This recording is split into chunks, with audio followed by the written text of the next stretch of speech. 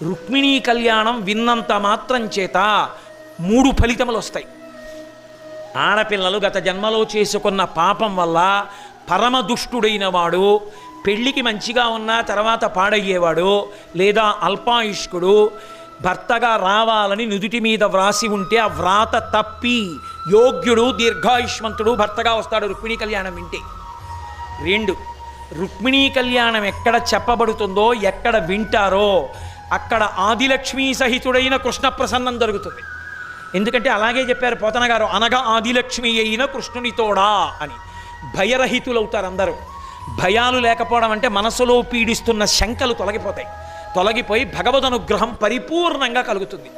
3, రుక్మిణీదేవి వ్రాసినటువంటి లేఖ విన్నంత మాత్రం చేత మంచి పెళ్ళీడొచ్చినటువంటి ఆడపిల్లలందరికీ ఉత్తమమైన వరులు వచ్చి వెంటనే పెళ్ళిళ్ళు అయిపోతాయి.